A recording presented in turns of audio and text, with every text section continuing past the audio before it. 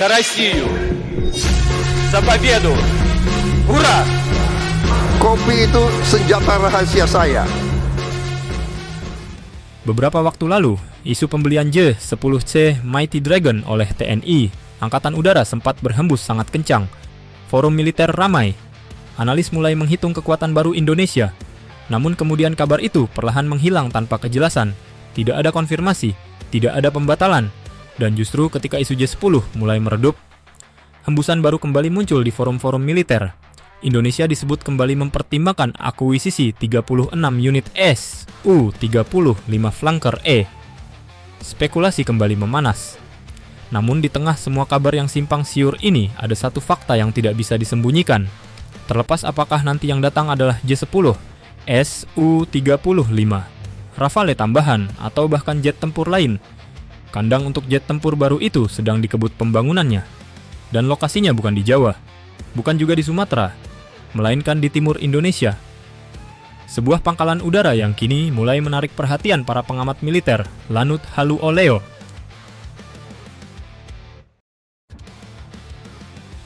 Misteri program jet tempur baru. Dalam beberapa tahun terakhir, modernisasi kekuatan udara Indonesia memang berjalan dengan pola yang cukup unik. Indonesia sudah menandatangani kontrak pembelian jet tempur Rafale dari Prancis.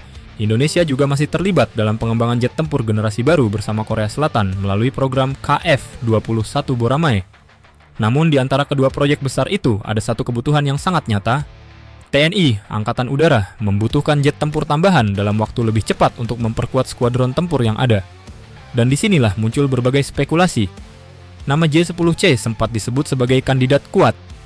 Jet tempur multirole China ini dikenal memiliki radar AESA, sistem peperangan elektronik modern, serta kemampuan membawa rudal udara jarak jauh generasi terbaru. Namun sebelum isu ini benar-benar menjadi kenyataan, kabar tersebut justru meredup.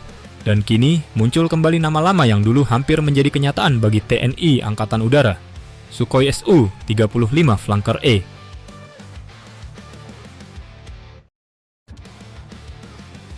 Mengapa Su-35 kembali dibicarakan? Beberapa tahun lalu, Indonesia sebenarnya sudah sangat dekat dengan pembelian Su-35.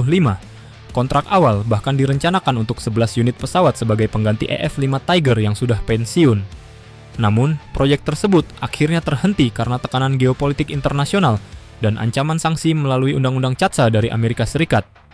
Sejak saat itu, banyak pihak mengira proyek Su-35 telah sepenuhnya berakhir. Namun, situasi geopolitik dunia terus berubah.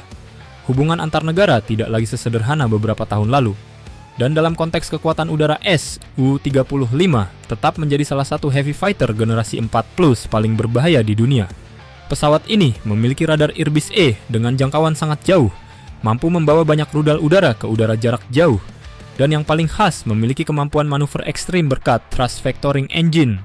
Dalam pertempuran udara jarak dekat Su-35 bahkan sering disebut sebagai salah satu platform paling mematikan yang pernah dibuat. Tidak heran jika setiap kali nama Su-35 kembali muncul dalam diskusi militer Indonesia, perhatian langsung meningkat.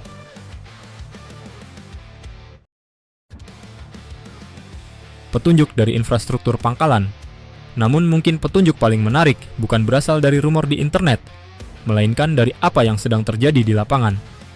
Beberapa pangkalan udara TNI Angkatan Udara diketahui sedang melakukan peningkatan fasilitas secara signifikan. Salah satu yang paling menarik adalah Lanut Halu Oleo di Sulawesi Tenggara. Di pangkalan ini terlihat pembangunan berbagai fasilitas baru, mulai dari shelter jet tempur, hangar operasional, hingga fasilitas scramble shelter yang biasanya digunakan untuk kesiapan tempur cepat. Pembangunan seperti ini bukan proyek kecil.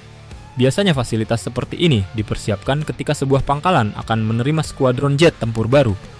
Dan yang menarik dalam beberapa rencana awal yang pernah beredar, Lanut Halu Oleo disebut sebagai salah satu pangkalan yang disiapkan untuk menampung J-10C Mighty Dragon. Namun jika rencana tersebut berubah, pangkalan yang sama juga sangat memungkinkan untuk menampung platform lain, termasuk Su-35 Flanker E.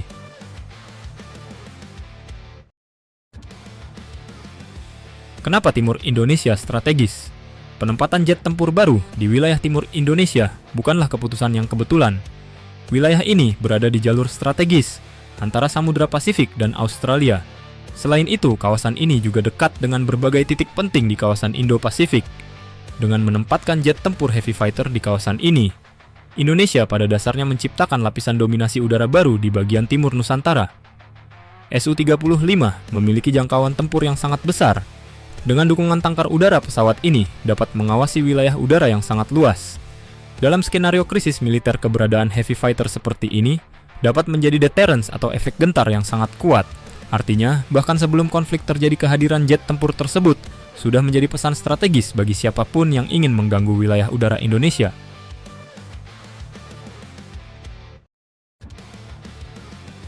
Bukan memilih, tapi menggabungkan. Namun ada satu kemungkinan lain yang jarang dibahas. Bagaimana jika Indonesia sebenarnya tidak perlu memilih hanya satu jenis jet tempur? Dalam doktrin kekuatan udara modern, banyak negara justru menggunakan kombinasi beberapa jenis pesawat tempur untuk menciptakan kemampuan yang lebih fleksibel. Jet seperti J-10C dapat berperan sebagai multi-role fighter yang efisien untuk berbagai misi, sementara jet seperti Su-35 dapat berfungsi sebagai air superiority fighter yang menjaga dominasi udara. Jika strategi ini benar-benar diterapkan, maka kedua pesawat tersebut sebenarnya tidak saling menggantikan, melainkan saling melengkapi.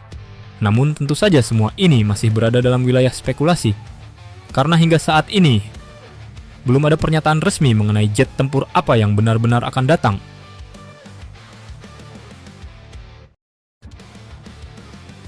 Opsej TNI Angkatan Udara bukan kaleng-kaleng, dan disinilah salah satu karakter paling menarik dari militer Indonesia muncul. Dalam banyak program alutsista sebelumnya, keputusan besar seringkali tidak diumumkan secara terbuka sejak awal. Hal ini sudah kita ketahui dikenal sebagai Operational Security atau OPSEC. TNI Angkatan Udara terkenal sebagai salah satu yang paling disiplin dalam Operational Security, sehingga akan sangat rapat ditutup hingga platform yang dimaksud beroperasi aktif di arsenal Angkatan Udara. Strategi ini membuat rencana militer sulit ditebak oleh pihak luar. Ketika publik masih berspekulasi, tiba-tiba saja sistem senjata baru sudah tiba di tanah air. Dalam dunia militer, kejutan strategis seringkali memiliki nilai yang jauh lebih besar dibanding sekadar pengumuman publik.